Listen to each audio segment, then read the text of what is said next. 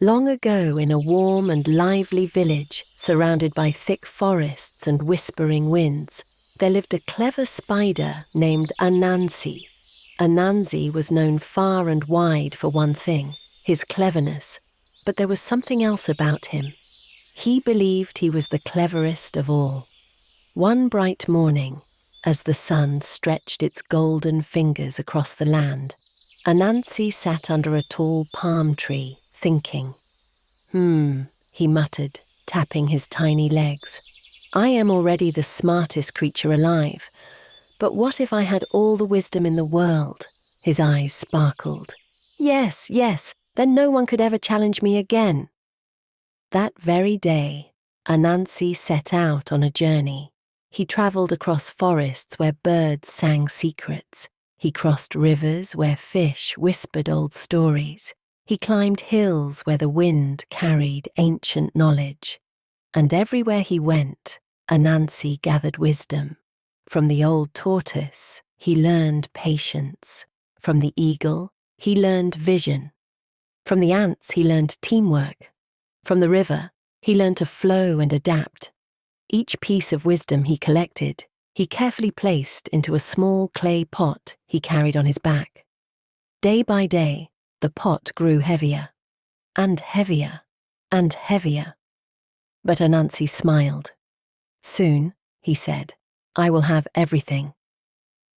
At last, after many days, Anansi returned home. He placed the pot gently on the ground and looked around. No one must ever find this, he whispered. If others gain this wisdom, they may become as clever as me, or worse, cleverer. That thought made him uneasy. He shook his head. No, this wisdom is mine. So Anansi decided to hide the pot in the safest place he could think of, at the very top of the tallest tree in the forest. The tree stood high above all others, its trunk wide and rough, its branches stretching into the sky. Anansi picked up the pot and held it tightly against his chest. Up I go, he said. He began to climb. But there was a problem.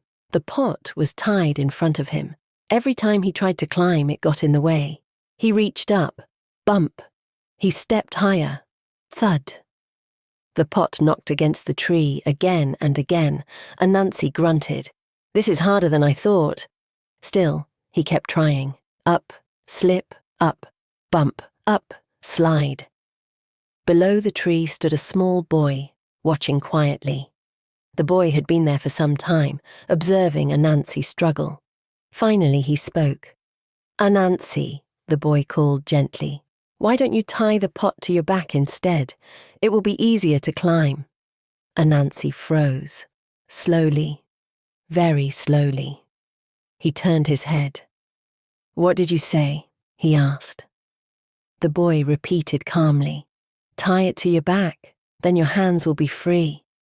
Anansi blinked. He looked at the pot. He looked at the tree. He looked at the boy. And suddenly, he realized something. This small boy, this simple child, had just given him a solution he had not thought of. A solution from someone without his great wisdom. Anansi's face tightened. No, this cannot be. He began to tremble. All the wisdom in the world, and yet, a child can still teach me something. His grip on the pot loosened. No, that means I do not have all the wisdom. In anger and frustration, Anansi shouted, Then what is the use of keeping it all for myself? And before he could stop himself, he flung the pot down from the tree. Crash! The clay pot shattered into hundreds of pieces, and all the wisdom inside it scattered. It flew into the wind. It sank into the earth. It drifted across rivers. It spread into the hearts of people everywhere. Anansi climbed down slowly. The forest was quiet now. The boy stood still, watching. Anansi sighed. All this time, I thought wisdom was something to keep.